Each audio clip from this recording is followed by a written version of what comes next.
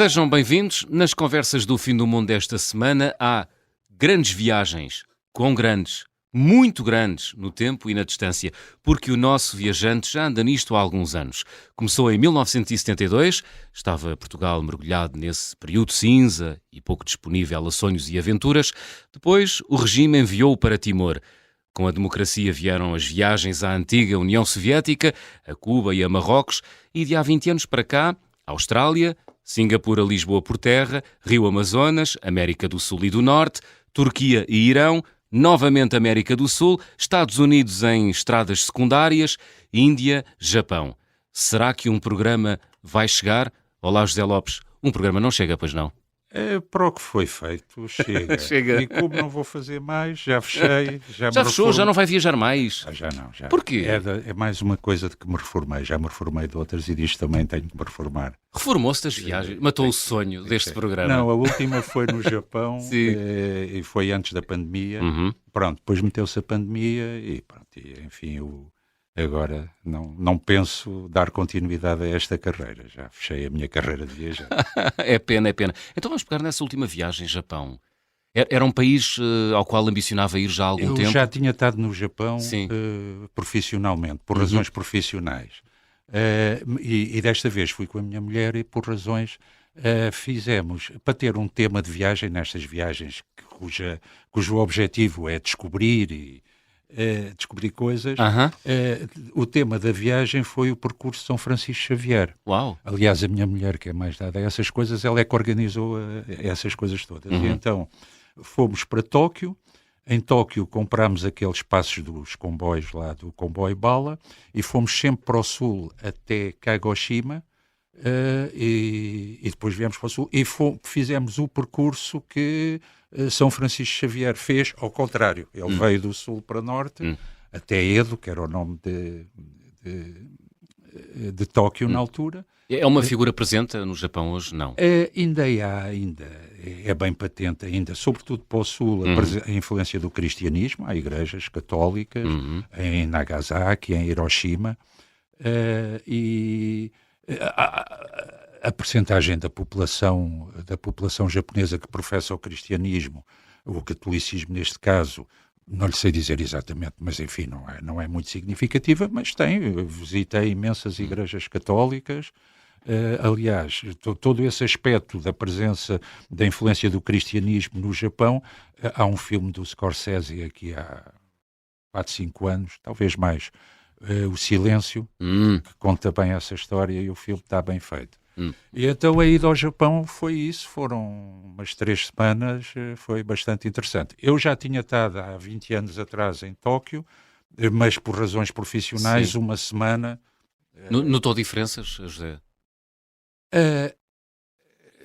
Ou é uma cidade imutável? A primeira vez que eu lá estive, digo-lhe, só à noite é que tinha um bocadinho de tempo e ia comer fora. Depois fiquei um sábado, os trabalhos terminaram uma sexta-feira, eu fiquei o sábado por minha conta e depois no domingo tive que apanhar o avião para baixo, para o lado. e vim. Desta vez não, desta vez foi... Fizemos muitos quilómetros de comboio, depois alugámos automóvel, andámos... Dizem que é um país muito organizado. Extremamente organizado. O que é incrível, porque é um país que tem uma densidade populacional tremenda, não é? Muitas centenas de quilómetros que fizemos, sei lá, nunca vi... Se houve um atraso, foi um atraso de 3 segundos. Incrível. Coisa assim, não é? Isso em Portugal nem é um atraso, não é? Não, fui ao Porto a semana passada, enfim... Isso aí é que dá para contar, não é? Apanhar o comboio para baixo em Campanhã foi para um japonês seria o fim do mundo, não é? A pré-catástrofe. Mas é um país espetacular, não é, o Japão?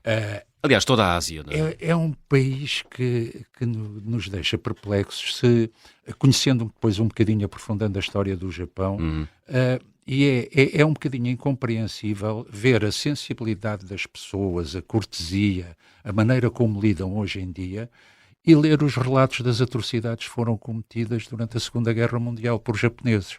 Pois.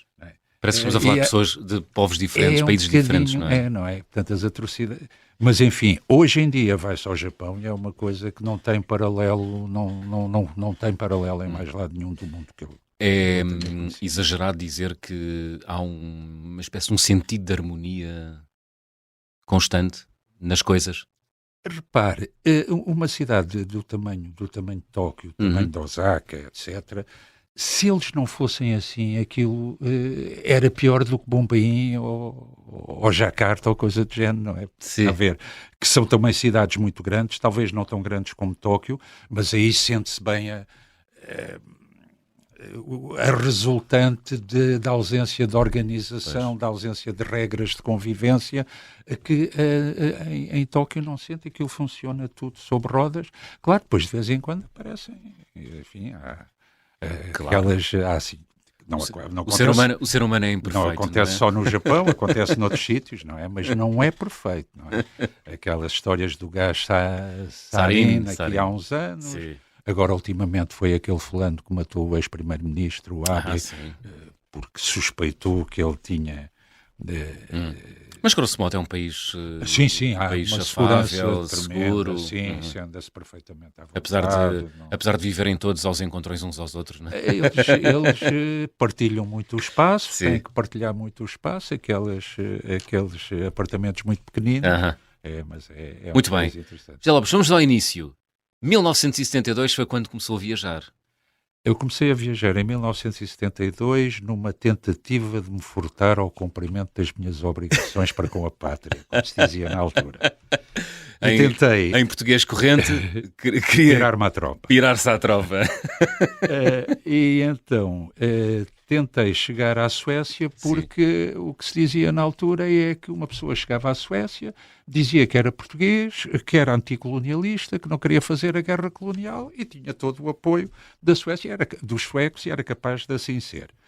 Só que eu não estava integrado em nenhuma organização, não tinha apoio nenhum e fiz isto em outsider. Atravessei sem passaporte, naturalmente, porque quando eu iniciei a viagem já me devia ter apresentado para cumprir o serviço militar. Eu comecei em outubro, e era em outubro precisamente que eu me devia ter apresentado. Sim. E pronto, e lá fiz a coisa, atravessei... Chegou à Suécia?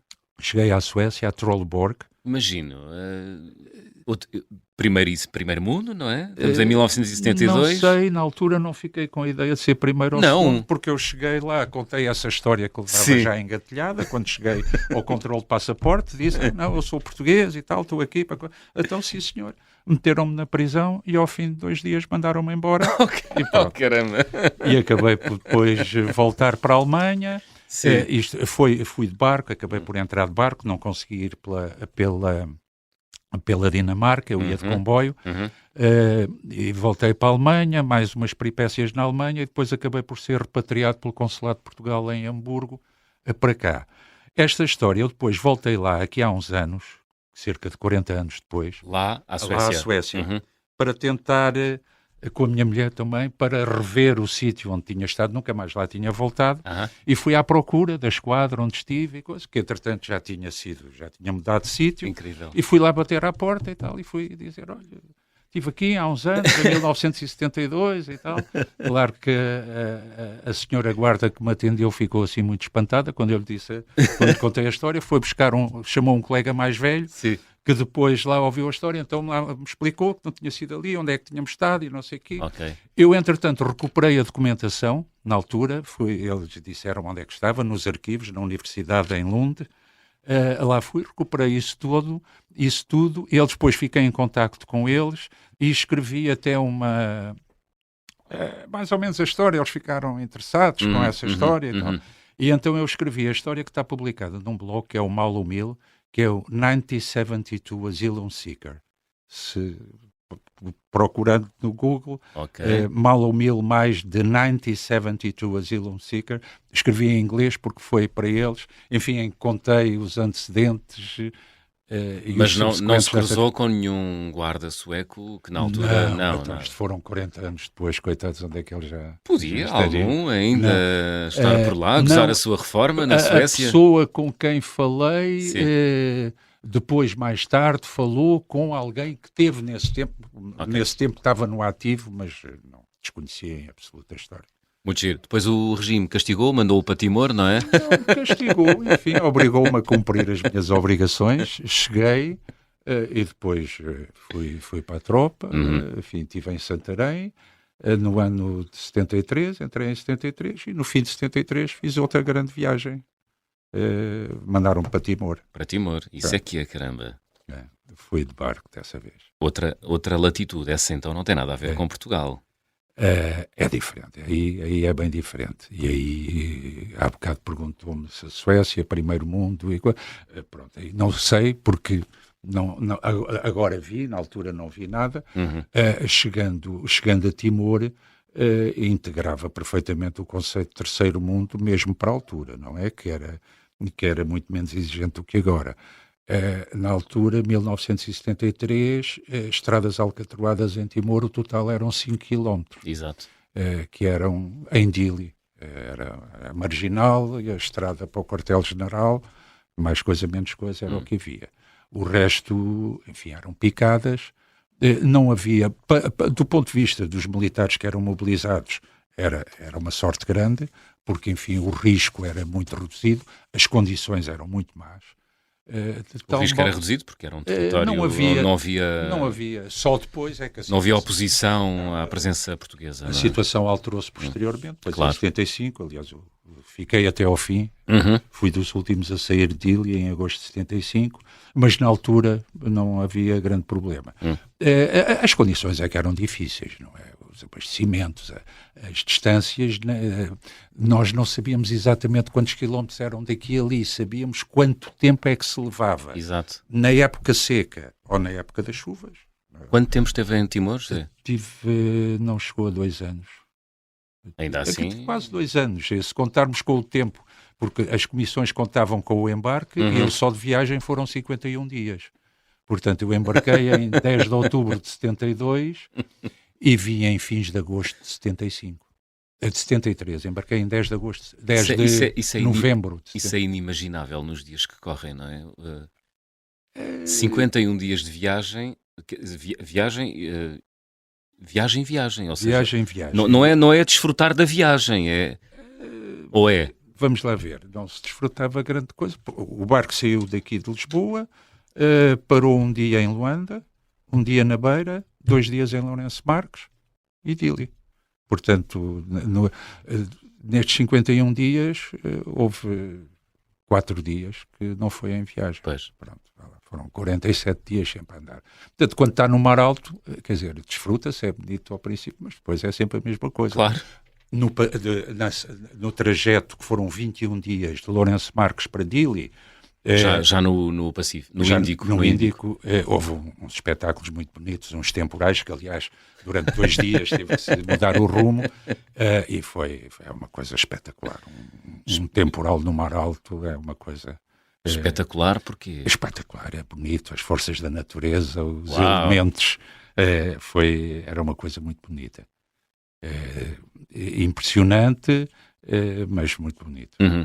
José, desse tempo que esteve em Timor e desse contacto com algum exotismo, veio daí o gosto das viagens?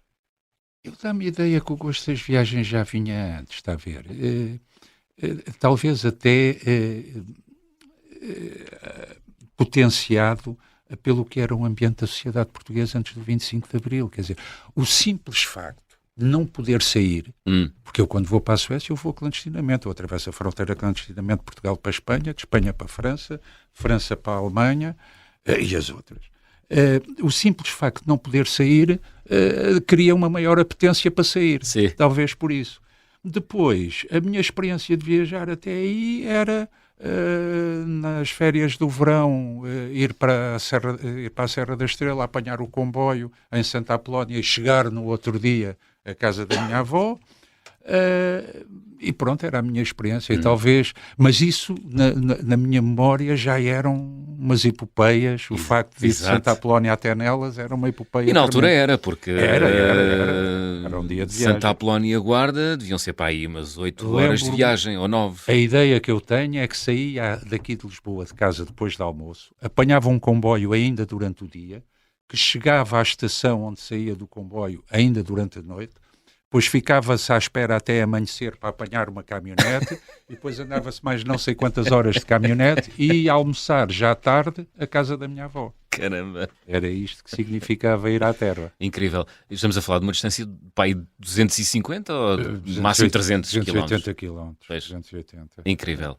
Muito bem. Depois há aqui um período em que faz viagens políticas, digamos assim, não é? Não, mais ou menos políticas. Enfim, satisfazer uma curiosidade relativamente a uma das correntes políticas que não hoje existem, que na altura existiam. Eu fui à União Soviética. Em 1986. Em 1986, ainda na União Soviética. Moscou, Leningrado, Kiev e Volgogrado. Volgogrado. Foi a Kiev dias depois, dizia-me, da explosão de Chernobyl. Eu fui em novembro, acho que fui em novembro. E, portanto, Chernobyl... Foi em 86, mas foi uns meses antes. Chernobyl foi em 86, 26 de Abril. 26 de Abril. Tinha sido uns meses antes. Sim, foi nessa altura. Não sei, se calhar, olha, agora que fala nisso, se calhar as viagens estavam em saldo e foi uma das razões porque eu fui. Eu tinha muita curiosidade em conhecer a União Soviética. Tinha uma grande... Enfim, eu tinha curiosidade em conhecer tudo. Mas era uma curiosidade... Não era pelo sistema político, havia qualquer coisa em si que fazia... Que tinha curiosidade em ver na prática como é que aquelas coisas funcionavam, que só as conhecia, enfim, relatadas em terceira pessoa. Exato. E depois, outra das razões, e talvez essa a principal, é que face às minhas disponibilidades financeiras na época, era aquilo que me estava acessível. Portanto, a viagem foi feita através da Associação de Amizade, na altura, Portugal-União Soviética, e para a minha bolsa era acessível. Ir a Madrid de comboio já não era acessível para a minha bolsa. Não sei se isso não terá ficado mais barato do que ir a Madrid de comboio. Mas conte-nos, foi uma boa experiência? Foi interessante. Gostei. Não, gostei de ver. Fiquei a Leningrado, que ainda gostava, enfim, disse-lhe há bocado que encerrei as viagens, mas aqui na Europa talvez ainda faça algumas exceções. Gostava de voltar. Agora São Petersburgo, na altura Leningrado, é uma cidade muito bonita, e foi interessante, enfim, ver o socialismo real foi outra coisa também que me ajudou a definir depois o meu percurso ulterior. Deu-lhe outra clarividência. Não digo clarividência, mostrou uma realidade por outro prisma. Muito bem. Vamos ter a oportunidade, José, de falar de outras viagens. Andou pela Austrália, fez Singapura, Lisboa por terra, andou também pela América do Norte e pela América do Sul, mas para já, e a 2 minutos do final da primeira parte, vamos abrir o álbum de viagem.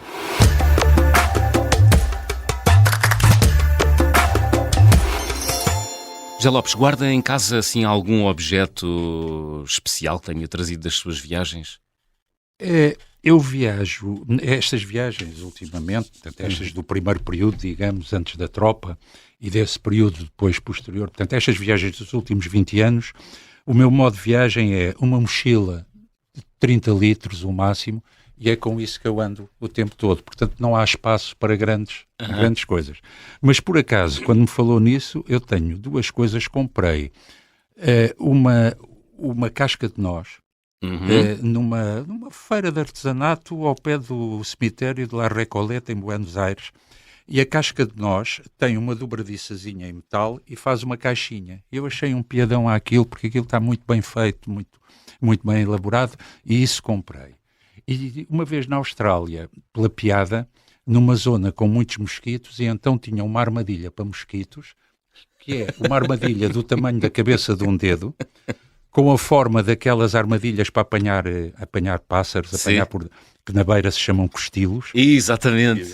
Pronto. E essa coisinha é pequenina, mas então vem numa embalagem, mosquito trap, patente pending e essa coisa toda. Achei um piadão tão grande. E usa já? Não, está dentro da embalagem, porque aquilo tem piada na embalagem. Muito bem. Mas são praticamente as únicas 2 coisas, porque fazer viagens destas só com uma mochilazinha não dá para estar a carregar com grandes lembranças. Mas dá para viver belas aventuras, vamos falar delas na segunda parte. Estamos à conversa com José Lopes. Curta pausa, regressamos já a seguir.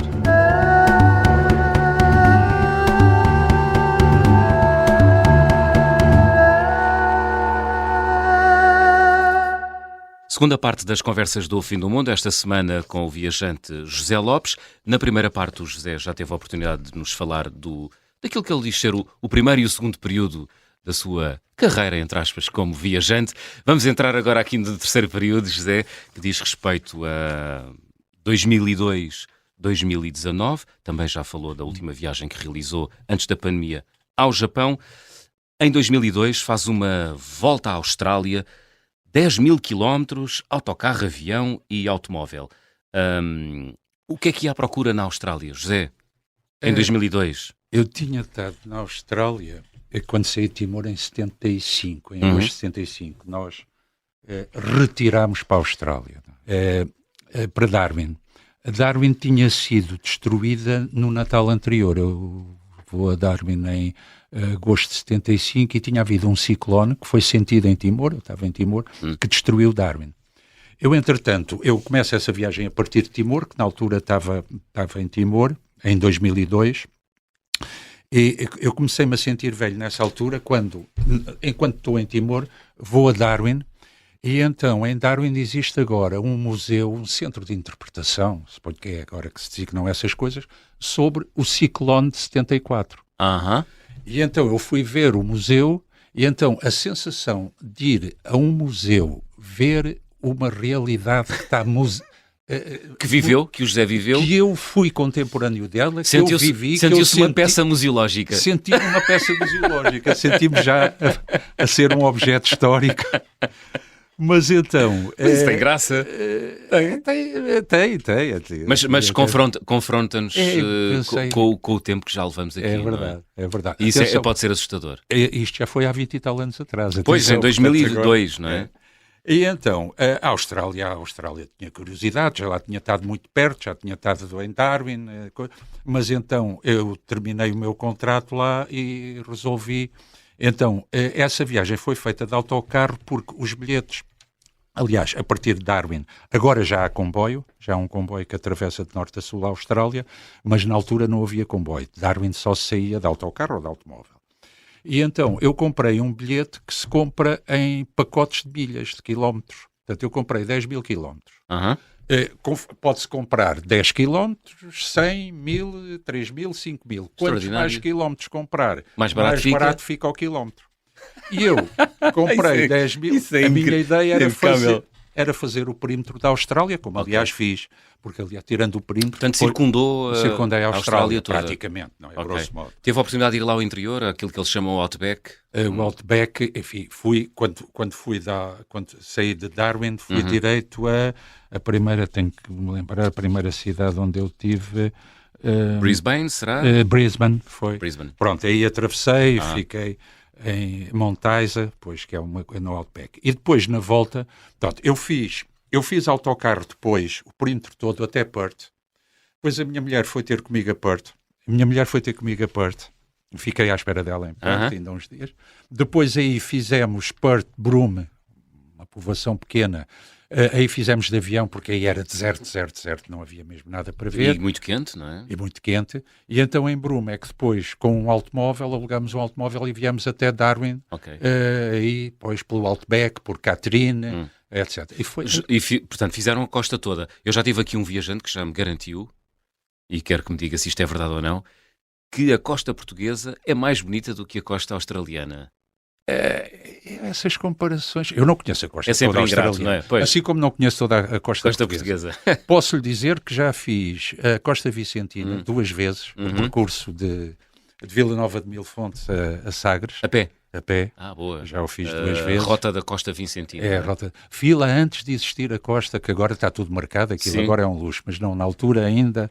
à procura dos trilhos. É uma boa altura agora para fazer, e há imensos holandeses e alemães que vêm fazer nesta altura, porque enfim, já começa a estar calor.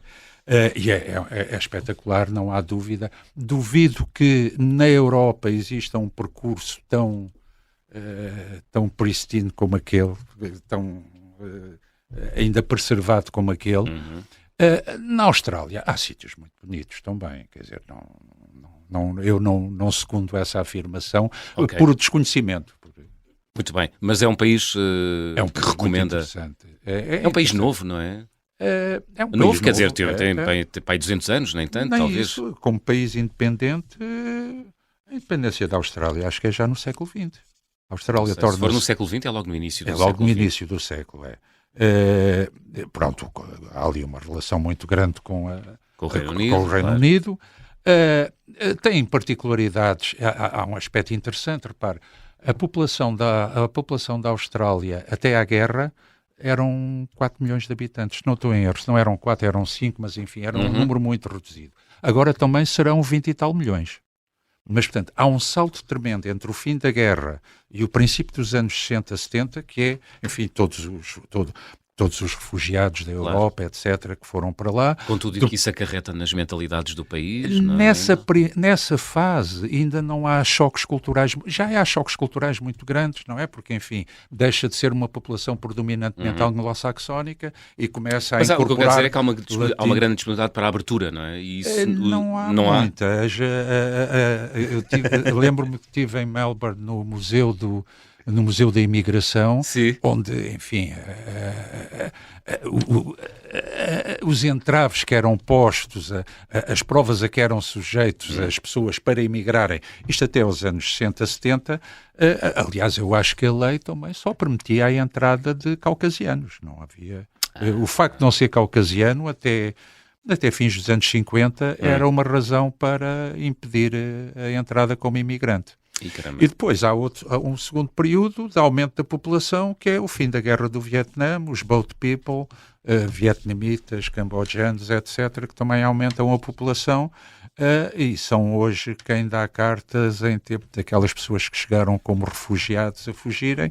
A segunda geração já são agora, enfim, quando se vai ver os scores nas universidades e coisas são já os melhores alunos, é já quem domina. Dominam. Nesse mesmo ano, em 2002, vem de Singapura para Lisboa por terra. Como lhe disse, a minha mulher foi ter comigo a Perth, nós fizemos o resto da Austrália de carro, eu voltei a Darwin. Em Darwin voltei a Timor, até para ela conhecer Timor, viemos para Bali, para a Indonésia. Fizemos Bali e Java e depois separámos-nos em Singapura. Ela apanhou a carreira para cá e eu continuei por terra até aqui. Veio sozinho? Vim sozinho. Por terra a conduzir? Não, eu vim de comboio. De comboio? De comboio. A minha ideia, portanto, eu vim de comboio, de autocarro de Singapura, fui para Malaca, uma viagem de 2-3 horas de autocarro.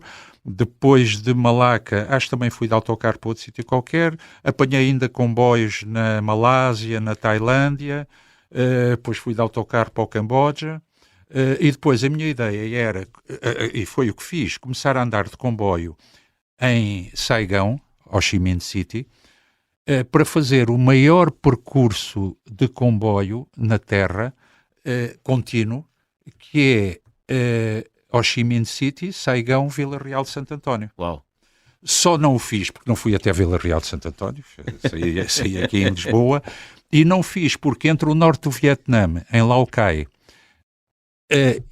tinha havido inundações e uns quilómetros de via férrea foram arrastados, e então aquele percurso entre a primeira cidade, onde passei a fronteira a pé, entre o Vietnã e a China, tive que fazer um bocado do percurso, 100 e tal quilómetros até à primeira cidade na China, que é Kunming, foi a primeira cidade grande onde eu fiquei. Entre Lao Cai e Kunming fui de autocarro, mas o resto fiz tudo de comboio. Tudo de comboio. O resto do percurso na China. Grande aventura. Não. A aventura foi o Fernão Mendes Pinto. Está sempre a desvalorizar as suas viagens. Os primeiros jesuítas que foram para o Japão, isso sim, foi aventura. Agora, com net e com um cartão de crédito no bolso... É fácil, não é? Easy peasy. Não, mas é muito tempo, não é? Quanto tempo é que dura uma viagem destas de comboio? É muito tempo, sozinho, vulnerável, enfim, a pessoa depois tem muito tempo para pensar e a verdade tem muito tempo também para interagir e há muitos estímulos. Já era crescidinho. Já era crescidinho. Eu só fiz o meu Interrail com 50... Isto é o meu Interrail. Sim. E nesta altura já tinha 50 e tal anos, portanto... É uma boa idade para se fazer assim, uma viagem grande de comboio, José Lopes? Não tive problemas, não tive problemas de maior, acho que sim, enfim, porque há disponibilidade de tempo. A minha ideia é que hoje em dia ser viajante, o que é preciso? É um cartão de crédito no bolso e é tempo para ser viajante assim deste género, não é? Meio de comboio, parar aqui, chegar a Comingo, parar, chegar a Xi'an, ir ver o exército de terracota e estar lá uns tempos e coisas, porque, pronto, eu fico sempre nos hotéis mais baratinhos, nas pousadas da juventude, coisas assim do género. 3 em 3 semanas, mês a mês, lá vou para um Sheraton para tirar a barriga de misérias, mas é sempre assim o mais baratucho para tentar o contacto mais... com a realidade local, tentar mesmo uma imersão na realidade local. Daí, transportes públicos, autocarros, comboios, etc.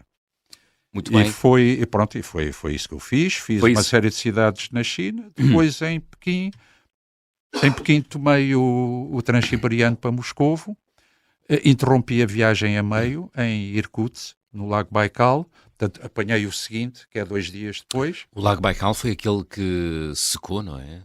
Não é. Não é O Lago Baikal, não, esse é cá mais para baixo. Isso é cá mais para baixo. Estou confundindo. Não, o Lago Baikal é o maior lago de água doce do mundo. Ok. E era um lago, quando foi a guerra nipo-russa, a guerra Rússia, ainda no tempo dos czares com o Japão, o Transiberiano ainda não estava pronto. Ia até ao Lago Baikal. E foi feito um troço em cima do lago gelado para permitir a fazer a ligação e fazer o abastecimento da linha da frente em Vladivostok. Mas agora, pronto, contorna o lago. E cheguei a Moscovo. A minha ideia era ficar uns dias em Moscovo, estava com curiosidade de rever Moscovo, tinha estado em Moscovo muitos anos antes, só que eu chego a Moscovo, enquanto eu faço o trajeto Irkutsk-Moscovo, aqueles 3 dias, aconteceu o ataque ao teatro. Estava a começar o reinado do Putin, e foi a primeira demonstração de músculo do Putin, que foi lá a polícia de choque, entrou no teatro, era um grupo tchetcheno. Gaseou-os, não foi? Foram atores, foram espectadores, foram terroristas, foi tudo, matou toda a gente e ficou assim. Gaseou toda a gente durante a operação de assalto das forças especiais. Não sei se correu mal, se foi intencional, mas pronto, a realidade foi essa. E eu desembarco em Moscovo, tinha isso acontecido entretanto. Imagino, grande polícia. Estava um bocadinho atribulado, fui encostado 2 vezes à parede assim por uns flancos um bocadinho antipáticos e então tive 2 dias e continuei o comboio e vim-me embora. E chegou a Lisboa. Muito bem. 3 anos depois, Rio Amazonas, de Belém a Manaus. Foi. Esta é daquelas viagens que alimenta muito o imaginário de quem quer viajar muito, não é, José? Aqui, esta viagem, o que teve de excepcional é que não fui só eu. Aqui fui eu, a minha mulher, 2 filhas e uma irmã. Uau! Portanto, ia eu mais 4 mulheres. 2 delas, 2 jovens miúdas na altura com 14, 15 anos. E essa era a minha grande preocupação. Que bela prenda! Correu tudo bem. Apanhámos um barco em Belém, um barco parecido aqui com o que eram os nossos cacilheiros antigos, pronto, e que faz aquilo tudo por ali acima. É muito giro. Aliás, pronto, quando aquilo começa a andar, os sítios onde paramos chamam-se Santarém, Almeirim, Cartaz, coisas assim. Só que não é Lesíria, não é? Não, mas é interessante. No meio da selva. Os nomes terão sido dados, imagino, por ribatejanos. Exato. Os primeiros bandeirantes ali deviam ser ribatejanos. Aliás, há um livro muito interessante que foi editado, li-o depois, que é o Grande Rio Amazonas. O Grande Amazonas, aquelas edições do Independente, o Independente enquanto existiu, editava assim uma série de livros. E aquilo é de um jesuíta que está lá no século XVIII, que depois é preso por razões quaisquer, vem para aqui, morre no Forte São Julião da Barra, e o livro que ele escreveu vai na biblioteca de Dom João V quando vai para o Brasil, e o livro foi descoberto, depois lá ficou, e foi descoberto já em 70 e tal, e foi publicado em 70 e tal. É muito interessante o Máximo Rio Amazonas, de João Daniel. Muito bem. É muito interessante. Não sei se foi republicado, mas lembro-me de eu referir também os nomes dessas terras, já nessa altura tinham estes nomes assim. Se o livro não estiver à venda, seguramente há em qualquer biblioteca portuguesa, Talvez. Acessível a todos os portugueses. Basta fazer o cartão de leitor. É fácil. Estamos aqui, estamos a ficar com pouco tempo, José. Há mais viagens grandes que realizou em 2005. Argentina, Chile, Uruguai. Fez Nova Iorque, Montreal, no Canadá, de comboio. Esteve na Turquia e no Irão. Voltou à América do Sul. Enfim, Estados Unidos, Índia e depois Japão, onde começámos esta nossa conversa. José, destas viagens todas, qual foi para si a mais marcante? Aquela onde sentiu, era isto mesmo que eu andava à procura há muito tempo. Olha, é-me um bocado difícil responder-lhe a isso, mas, por exemplo, eu fui à Índia, fui a Mumbai agora, e depois Goa. Fui de comboio para Goa, depois fui com a minha mulher aí, ficámos uns 15 dias, ponho em Goa, e coincidiu com o aniversário do Dia da Libertação. Ou seja, quando a União Indiana conquistou Goa. Aos portugueses. Aos portugueses. E eu era miúdo e lembro-me perfeitamente disso, e de ter sofrido imenso, que andava na escola e de ter, enfim, devem-me ter incutido e tal. E eu lembro-me que era o Pandita Nehru, e o Pandita era um ápodo, era um fulano terrível para mim durante muito tempo. Pandita era uma pessoa horrível, que era o Pandita Nehru, que nos tinha tirado a joia da nossa coroa. E achei um piadão. Fui assistir às cerimónias lá num estádio, então pronto, umas cerimónias, uns desfiles militares, uns miúdos das escolas, coitados, até fazer ginásio. Glorificação histórica. E depois lá o governador do estado a fazer um discurso, não percebi nada, ali depois no outro dia no jornal, mas não tinha nada, nem falava de Portugal, nem falava da conquista, nem nada. Mas senti-me aí voltar atrás no tempo, quer dizer, lembrar-me que, olha, quase a mesma sensação, embora os sentimentos um bocadinho diferentes, de ter ido lá ao museu em Darwin, do ciclone que tinha destruído Darwin em 1974. Portanto, posso deduzir que em 2017, na Índia, perante esse discurso de glorificação do dia da independência, eles chamam-lhe da libertação. Da libertação, sim. Se confrontou com o José Lopes, criança. Recordei. Pronto, e achei também interessante estar agora pacificamente num sítio em que, enfim, conheci pessoas que estiveram lá presos também, na Índia, e achei piada a isso. Mas tudo pacífico, gostei muito de Goa, onde ainda se nota manifesta a influência portuguesa. Ainda há a rua Eliodoro Salgado, não me pergunto porquê, o bairro das Fonteinhas, isto é em Panjim, e vai-se na rua, ia na rua com a minha mulher a falar, e um senhor bate nas costas, os senhores são portugueses? Que bom que fiz. Coisas assim. Isso é extraordinário, não é? Há um sentimento de gratidão, não é? Que se partilha ali. Não sei se será gratidão, mas pelo menos não há animosidade. Sim. Aliás, as pessoas foram todas muito, muito simpáticas, muito corretas. Muito bem. José Lopes, estamos aqui a chegar ao fim. Vamos fazer check-out? Vamos a isso. Vamos embora. Então vou pedir-lhe para completar as habituais frases. Então, na minha mala vai sempre, o que é que não falha? De antes iam sempre um guia do Lonely Planet, não é? Quando não havia internet, era a Bíblia do viajante, e tenho uma coleção de guias do Lonely Planet. Ou então o Guy do Routard, para quem fala francês. O Guy do Routard também. Mas eu depois, lá mais para baixo, era o Guy. Agora, um par de óculos suplente, porque se perco estes não consigo ver nada. Ultimamente é isso. Muito bem. A viagem com mais peripécias que realizei até hoje? Talvez a primeira, a ida para a Suécia. Para a Suécia, assalto. Enfim, assalto. Para fugir à tropa. A saída de Timor de barco também não foi fácil, não é? Saímos debaixo de fogo, enfim, com feridos a bordo e mortos, e também não foi fácil. Mas, enfim, Mas já agora, não guardou nenhuma amargura? Não há espaço. Não há espaço, não é? Não há espaço para amarguras. Não tenho, vamos lá ver, não sou um entusiasta da causa timorense, nunca fui. Mas não tenho qualquer amargura, nem nada. Voltei a Timor, aliás, voltei já várias vezes, não fui muitas vezes, mas é o que é, não é? é o que é. Claro. É o que é.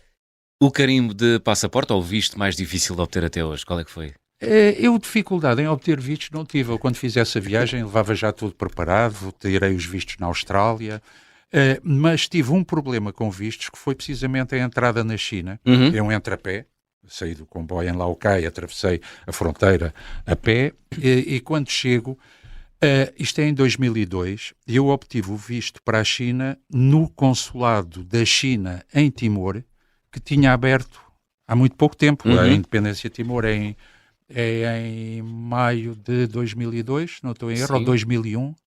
Não. É por aí, 2002, é maio de 2002, e isto estamos em agosto, setembro, quando eu entro na China. Imagino que naquele posto de fronteira há de ter sido o primeiro visto emitido no consulado da China em Timor que ali passou, e que levantou imensa desconfiança porque ninguém conhecia aquilo. Sim. E então eu tive muita dificuldade, foi entrar na China, tive para aí uma manhã inteira à espera, vi que houve imensos telefonemas, deve ter sido para coisa, e aquilo só foi resolvido. Aliás, em determinada altura chamaram-me, mostraram-me um mapa, claro, a comunicação era difícil, apontaram-me para o sítio onde estava escrito Timor e disseram para eu dizer onde é que era aquilo no mapa. Eu lá lhes disse, o fulano que estava ao telefone lá disse alguma coisa, imagino que estivesse a falar para Pequim. Sim. E então, passado mais umas horas, então lá me deixaram entrar. Muito Mas foi dificuldade com o visto em entrar, não em obter. A recordação de viagem mais cara? Mais cara no sentido de ter ficado na memória ou mais cara financeiramente? Como quiser, como preferir. Financeiramente, qual foi? Onde é que perdeu a cabeça? Não, já não estou em idade de perder a cabeça. Quando tinha idade de perder a cabeça, não tinha dinheiro para gastar. Agora já não tenho idade de perder a cabeça. Sim, mas cara de boa memória, então. Olha, havia na altura uma tradição que é a passagem de Equador de barco. Sim. E eu fazia sempre uma festa qualquer, que era a passagem do Equador, ligam as mangueiras e tal. E eu lembro-me da passagem do Equador quando ia no Timor. Sim. Lembro-me da gradual alteração do tempo, cada vez mais calor, e depois quando anunciaram amanhã, não sei o quê, vai ser a passagem do Equador, e lembro-me foi a primeira vez que eu passei o Equador, e isso ficou marcante, e é mentira que não existe pecado lá debaixo do Equador, existe pecado do lado de baixo do Equador. Ai não, que não existe. A refeição mais estranha, qual foi, José? Que comeu até hoje?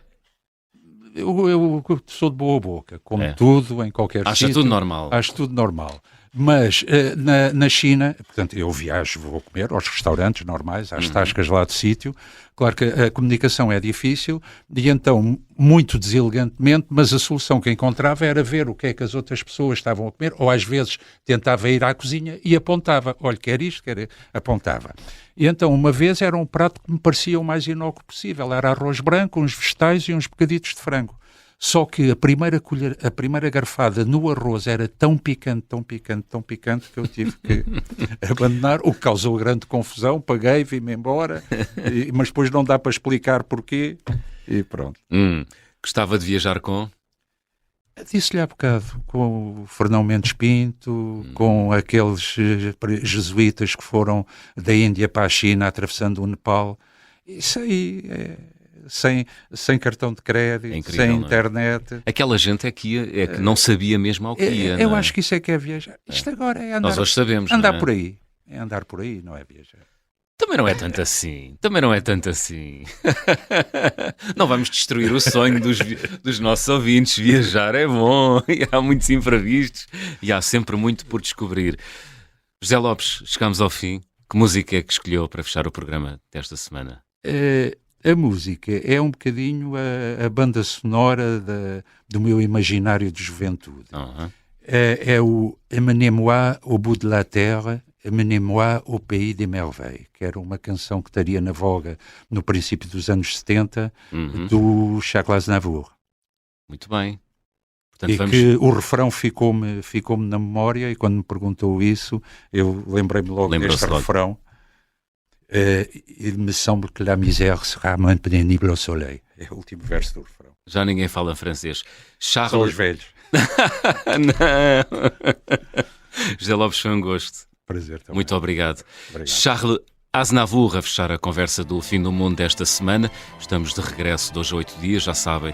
Sejam bons, boas viagens. Vers les docks où le poids et l'ennui me courbent le dos.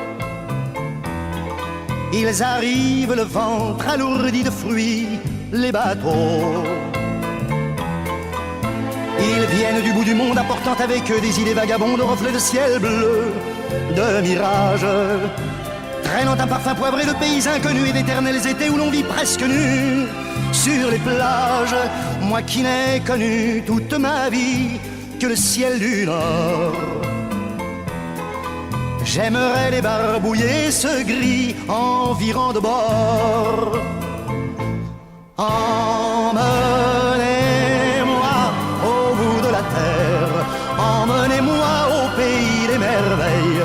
Il me semble que la misère serait moins pénible au soleil. Dans les bars à la tombée du jour avec les marins. Quand on parle de filles et d'amour, un verre à la main. Je perds la notion des choses et soudain ma pensée m'enlève et me dépose un merveilleux été sur la grève. Où je vois tant dans les bras l'amour qui comme un fou court au devant de moi et je me pends au cou de mon rêve. Quand les bars ferment, que les marins rejoignent leur bord. Moi je rêve encore jusqu'au matin, debout sur le port. Emmenez-moi au bout de la terre, emmenez-moi au pays des merveilles. Il me semble que la misère serait moins pénible au soleil. Un beau jour sur un rafio craquant, de la coque au pont. Pour partir, je travaillerai dans la soute à charbon. Prenant la route qui mène à mes rêves d'enfant sur des îles lointaines où rien n'est important que de vivre. Où les filles alanguies vous ravissent le cœur en tressant ma tondie de ces colliers de fleurs qui enivrent. Je fuirai laissant là mon passé sans aucun remords. Sans bagage et le cœur libéré, en chantant très fort. Emmenez-moi au bout de la terre, emmenez-moi au pays des merveilles. Il me semble que la misère serait moins pénible au soleil. Emmenez-moi au bout de la terre, emmenez-moi au pays des merveilles. Il me semble que la misère serait moins pénible au soleil. La, la,